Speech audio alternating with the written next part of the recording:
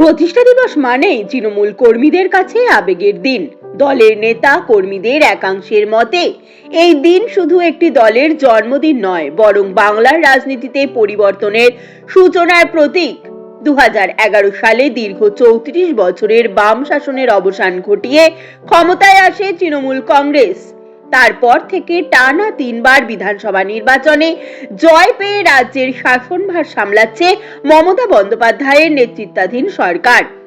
1 জানুয়ারি প্রতিষ্ঠা দিবস উপলক্ষে রাজ্য জুড়ে নানা কর্মসূচির আয়োজন করে শাসক দল। এক বর্ণাঢ্য শোভাযাত্রার মধ্যে দিয়ে দিনটি পালন করে বরানগর পৌরসভার 9 নম্বর তৃণমূল কংগ্রেস। পুরপিতা তথা CIC রামকৃষ্ণ পালের উদ্যোগে প্রভাত ফেরির শুভ সূচনা হয়। দলীয় পতাকা উত্তোলন করেন পুরপিতা রামকৃষ্ণ পাল। এরপর শোভাযাত্রা ওয়ার্ডের বিভিন্ন এলাকা প্রদক্ষিণ করে। এদিনের শোভাযাত্রায় উপস্থিত ছিলেন 3 নম্বর ওয়ার্ডের পৌরপিতা সুধাংশু আউন সহ বহু বিশিষ্ট ব্যক্তিবর্গ। আমরা প্রত্যেক বছরই এই দল দিবস অর্থাৎ দলের প্রতিষ্ঠা দিবস এক এক করে 28 বছর ধরে করে আসছি। উদ্দেশ্য একটাই, আমাদের দল যেদিন ঘোষণা হয়েছিল সেই দিন দল গুটি গুটি পায়ে চলছিল। আজকে দল বৃক্ষে পরিণত হয়েছে, সারা বাংলায় ছড়িয়ে গিয়েছে।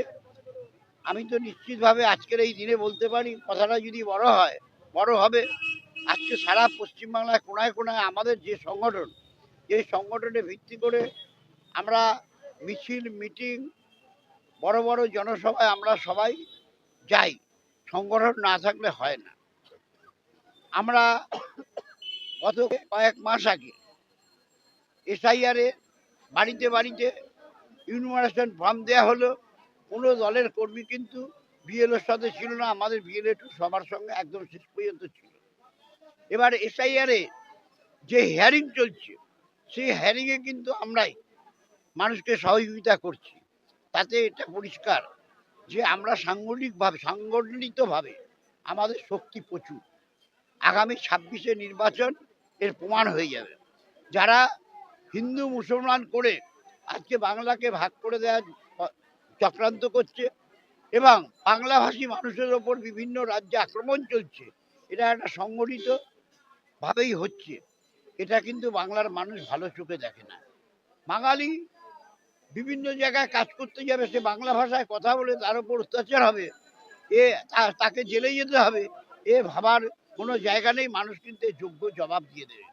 আর মোদী সরকার যেদিন থেকে ক্ষমতায় এসছে সেদিন থেকে আমাদের গ্যাসের লাইনে দাঁড়াতে হয় মায়েদের, আমাদের রেশন দোকানের লাইনে কার্ডকে রিনিউ করবার জন্য দাঁড়াতে হয়, আবার ব্যাংকের KIC দেওয়ার জন্য লাইনে দাঁড়াতে হয়, গ্যাস নেওয়ার জন্য KIC দেওয়ার জন্য লাইনে দাঁড়াতে হয়, আবার যারা ভোটার লিস্টের নাম আছে তাদের ভোটে নাম তোলার জন্য আবার লাইনে দাঁড়াতে হয়, আবার কিছু লোকের নাম কেটে দিয়েছে তারা আবার হিয়ারিংয়ের জন্য লাইনে দাঁড়াতে হয়। এত লাইন মানুষ কিন্তু আর মানতে চায় না। আগামী দিনে যোগ্য জবাব দিয়ে দেবে। রাজনৈতিক দল, যে কোনো রাজনৈতিক দল, তারা রাজনীতি প্রচার করতে পারে, এর জন্য কোনো আমাদের বাধা বিপত্তির কোনো কারণ নেই। অমিত শাহ গত নির্বাচনে এসে বলেছে বিধানসভায় 2021 সালে এবার 200 পার হয়নি, 77-এ গিয়ে শিখে গেছে। এবার বলছে তৃণমূলকে উখাড়কে ফেলনা পারেগা। ওর দলটাই 2027 সালের নির্বাচন যখন লোকসভার হবে, এই দলটাই উখড়ে যাবে। সাধারণ মানুষ, সারা ভারতবর্ষের মানুষ ঐক্যবদ্ধভাবে পুরো বিজেপিটাকেই উখড়ে দেবে। ও আমাদের তৃণমূলকে কিভাবে উখড়াবে? যার 2-10টা কর্মী নেই, সে দিল্লি থেকে এসে বিজেপির কর্মীদের উজ্জীবিত করে উখড়ে দেওয়ার ব্যবস্থা করলে হয় নাকি? মানুষের সাথে থাকতে হবে, মানুষের কাজ করতে হবে। দেখুন, 34টা বছর বামফ্রন্ট পশ্চিমবাংলায় ক্ষমতায় ছিল, বামফ্রন্ট পশ্চিমবাংলায় ক্ষমতাই ছিল, মানুষকে কিন্তু একটা জিনিস হাতে দেয়নি।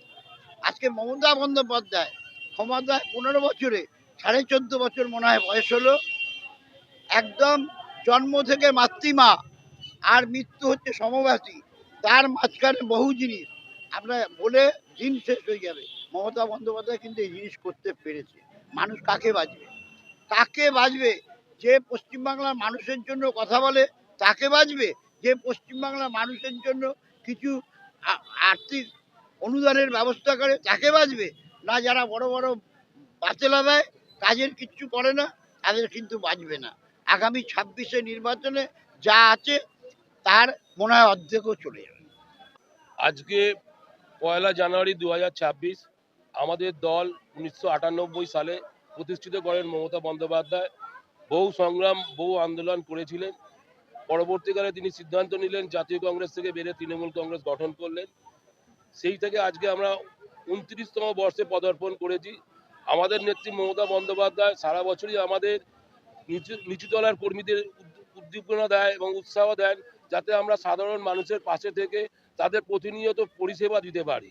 সেই জন্য আমাদের প্রচুর পরিকল্পনা এবং প্রচুর প্রকল্প আছে, যার মাধ্যমে আমাদের দলীয় কর্মীরা এবং দলীয় নেতৃত্বরা প্রত্যেকেই মানুষের কাছে গিয়ে একটা না একটা ভাবে পরিষেবা দেয়, সারা বছরই সাধারণ মানুষের পাশে সুখে দুঃখে থাকে।